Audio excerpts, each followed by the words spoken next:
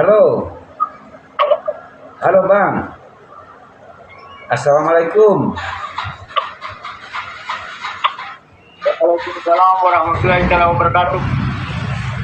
Bagaimana kabarnya Bang? Alhamdulillah atas izin Allah, semua baik sesuai dengan ketentuan Allah.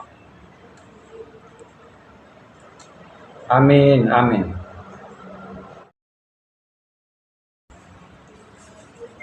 Jadi begini Bang, di pembahasan kali ini kita akan bahas tentang bagaimana bila sang pencari ketika dia mau melihat Tuhan atau dia mau mengenal Tuhannya, apakah sang pencari ketika mau mengenal Tuhan, maka apa yang harus dilakukan oleh sang pencari tersebut, Bang?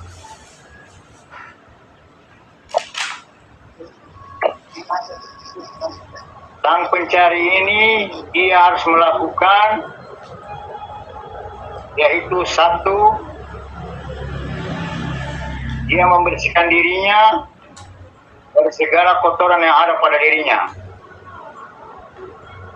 Karena manusia tidak banyak mengetahui tentang kotoran yang ada pada dirinya, yang ada pada tubuhnya, yaitu kotoran yang namanya tai.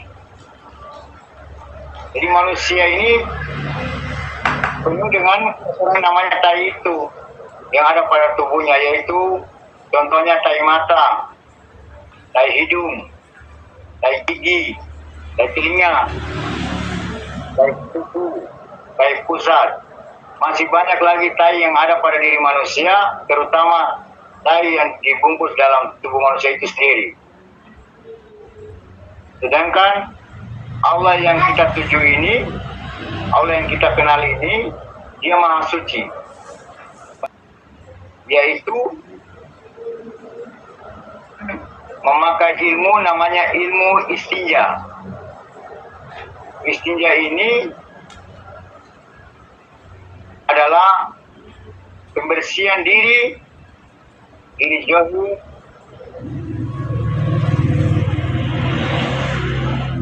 Jadi yang dibersihkan adalah diri zahir dan diri batin, ya kan?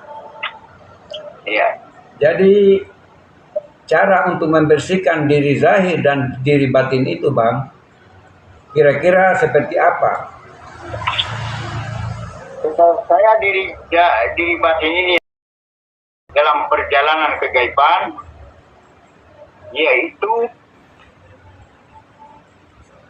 pembersihan untuk mengenal diri itu ada 5, yaitu pembersihan dari kita ini. Ini untuk apa? Yang ini yang telunjuk ini bersih, yang jari mai ini bersihkan apa? Ini bersihkan apa? Semua dari tangan ini adalah sebagai pembersih. Itu untuk pembersih diri zahir. Ya. Itu pun dia memakai air. Sedangkan diri batin kita zikir-zikir. Zikir-zikir ini adalah zikir-zikir rahasia. Namanya zikirullah. Karena di dalam tubuh ini, semua elemen yang ada tubuh ini, itu ada zikir-zikirnya. Zikir mata, zikir telinga, zikir tubuh, dan semua zikir hati, dan semua ada dalam ilmu zikirullah. Itu yang harus selalu menjadi amalan jika mau mengenal Allah. Jadi kalau mau mengenal Allah, apakah tidak cukup hanya dengan jalan ilmu syariat, Bang? Artinya di dalam ilmu syariat itu kan di sana ada ketentuan-ketentuan tertentu sehingga sang pencari itu dia bisa mengenal Allah. Apakah tidak cukup dengan hanya menggali ilmu syariat, Bang, bagi sang pencari itu? Ilmu syariat ini adalah dasar. Dalam kata ilmu syariat ini adalah hukum yang menjadi pedoman untuk kebanyakan manusia. Sedangkan ilmu untuk mengenal Allah ini dibutuhkan ilmu-ilmu rahasia. Ya. Sedangkan ilmu rahasia ini menurut hemat saya, yang saya tahu itu baginda hanya menitipkan ilmu ini kepada 4 sahabat. Baginda menitipkan ilmu ini kepada mereka, 4 sahabat itu. Ya.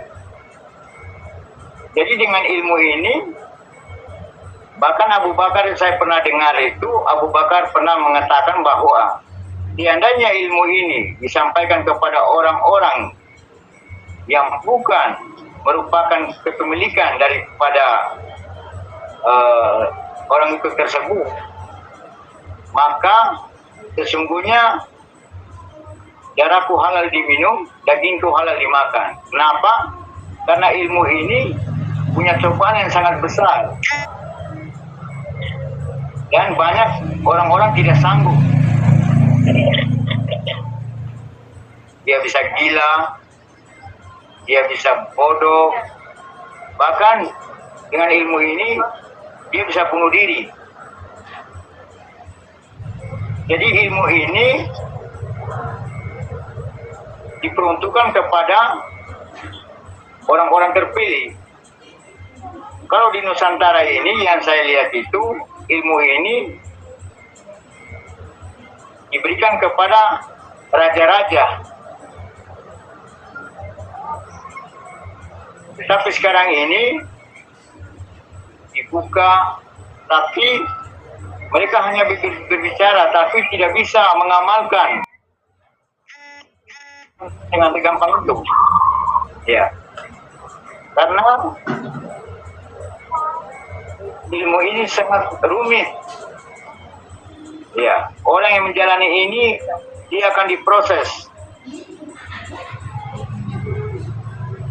dalam keadaan pikiran dia itu antara sadar dan tidak sadar. Jadi ilmu ini sangat rahasia. Oke, Bang. Hanya dengan amalan-amalan yang telah guru mursyid berikan atau kitab-kitab dalam kitab-kitab Al-Hayat atau kitab rahasia yang membahas tentang diri manusia, siapa diri manusia, siapa manusia itu, siapa Tuhan itu. Itu yang saya tanggap. Jadi begini, Bang, kalau ilmu itu adalah ilmu rahasia, bagaimana caranya sang pencari bisa mendapatkan ilmu itu, sedangkan ilmu itu dirahasiakan, Bang?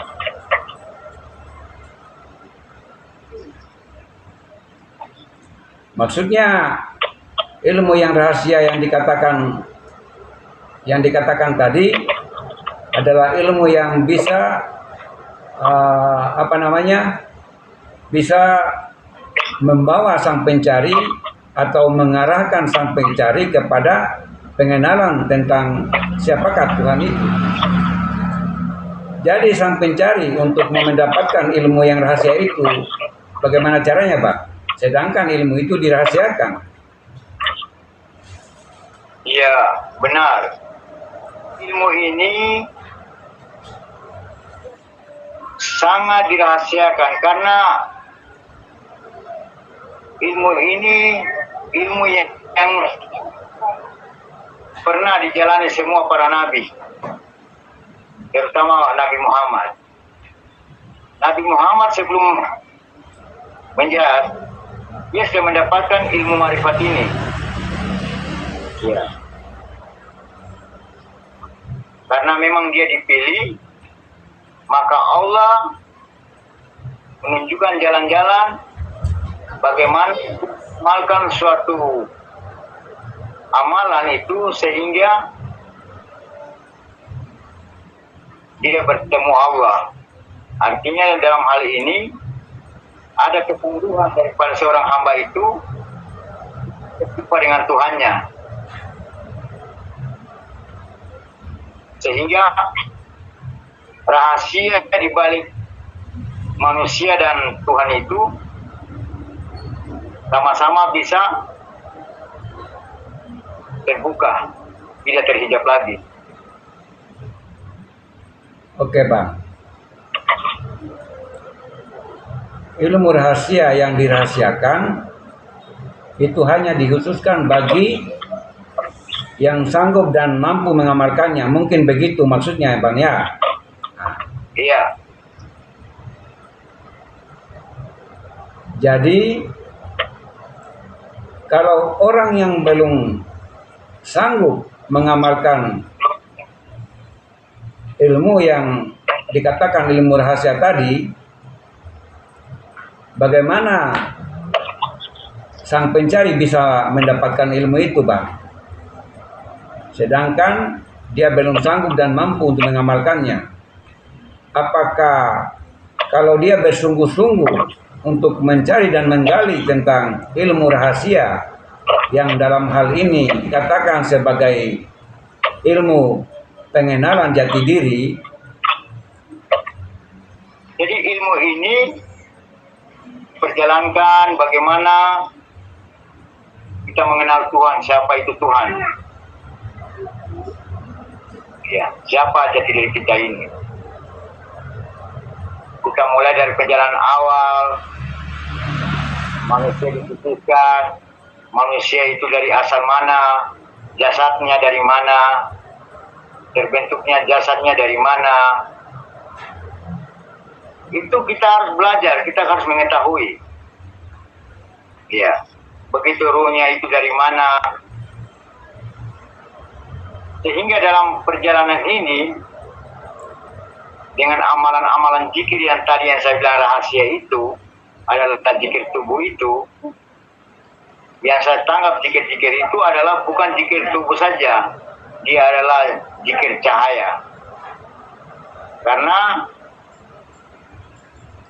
zikir cahaya ini untuk bagaimana kita sebagai manusia ini menjadi manusia cahaya. Seperti yang dilakukan oleh Isa Al-Masih. Dia adalah manusia cahaya. Dia berasal dari Roh Kudus. Dia bukan berasal dari mani. Jadi bagaimana caranya sehingga dalam perjalanan kita ini menjadi manusia cahaya. Karena Allah adalah cahaya sesungguhnya.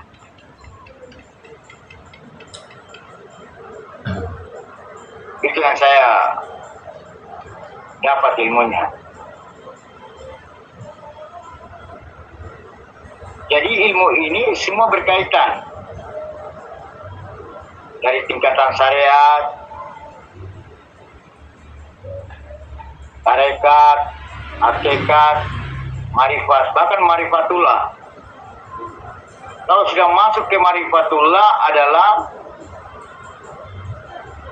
sudah mengenal siapa Allah, zatnya Allah, sudah menjadi bagian daripada Allah sendiri itu. Karena apa yang kita jalani sudah menjadi sifat Allah, perbuatan Allah. Bahkan yang kita hidup ini, tubuh kita ini sudah termasuk zat Allah. Ini yang saya tangkap. Kenapa ilmu ini dijalani? Ilmu ini adalah ilmu keabadian. Ya. Ilmu yang dijalani oleh baginda-baginda, dijalani baginda dan nabi-nabi terdahulu sebelum baginda. Ilmu keabadian ini terlihat hadis-hadis dikatakan bahwa apabila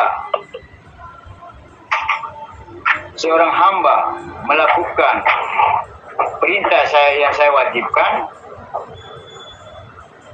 sesungguhnya baik baginya. Tapi dia melakukan perintah yang dijalani baginda adalah sunnah baginda itu untuk mencari keridhaan kami, sehingga kami meridainya. Maka kakinya yang berjalan ada kaki kami, yang mengambil tangan kami, yang melihat adalah mata kami. Semua gerakannya adalah gerakan kami. Bahkan apapun yang dia minta pasti kami berikan. Jika dia minta kami melindunginya, pasti kami melindunginya. Jadi rujukan ini yang pencari-pencari itu menjadikan motivasi untuk dia. Bagaimana ilmu-ilmu apa saja yang bisa menjadikan dia dekat dengan Allah. Terutama kita menjalani syariat Nabi yang pernah dijalani baginda, Al-Sunnah yang pernah dijalani baginda, dan kita mengambil pelajaran-pelajaran dari perjalanan nabi-nabi atau wali-wali yang telah pernah berjumpa dengan Allah. Ini yang kita harus berusaha untuk mencari atau belajar dengan tujuan bahwa ingin menjadi kekasih Allah. Karena dalam ayat ini Allah berfirman, orang-orang yang meninggal di jalan Allah sesungguhnya mereka tidak mati. Mereka hidup kekal di sisi Allah, mereka mendapat rezeki yang banyak. Jadi kekasih Allah itu, kalau sudah jadi kekasih Allah, Allah kekal, maka kita pun kekal. Itu yang saya tanggap daripada ilmu rahasia ini. Oke Bang, kalau orang yang sudah mengenal Tuhan, maka dia sudah menguasai atau dia sudah sampai di makam makrifat. Kan begitu Bang? Iya. Mungkin Abang bisa menjelaskan apa tanda-tanda orang yang sudah mengenal Allah Bang? Tanda-tanda orang yang telah mengenal Allah itu di dalam kesehariannya, di dalam menjalankan kehidupannya di muka bumi ini. Tanda-tandanya seperti apa Bang? Kalau orang yang sudah mengenal Tuhan. Tanda-tanda orang yang telah mengenal Allah, tanda yang terbesar dia harus diam. Kedua, setiap harinya itu dia memperbaiki diri. Ketiga, dia mencintai ciptaan Allah sama dengan dia mencintai dirinya. Jadi semua yang dijalani dengan syariat itu dia harus lakukan. Bersedekah, berpuasa, zakat, itu harus dilakukan. Karena itu merupakan ciri daripada seorang yang telah mengenal dirinya.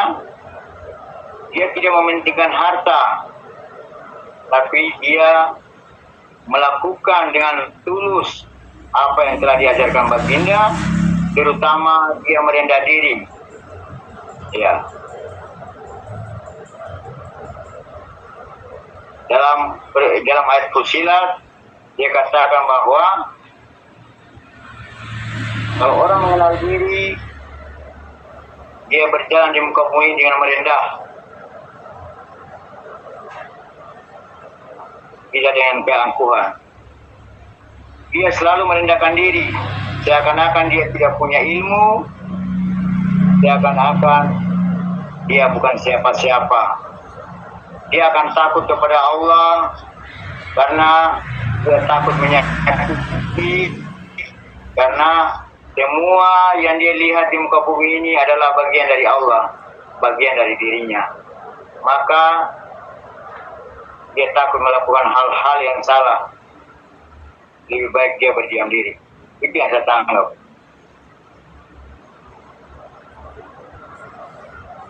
Oke Bang, barangkali perbincangan percakapan kita hari ini kita akhiri dulu.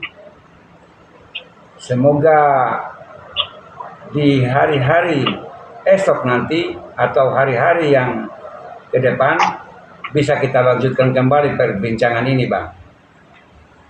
Oke? Oke.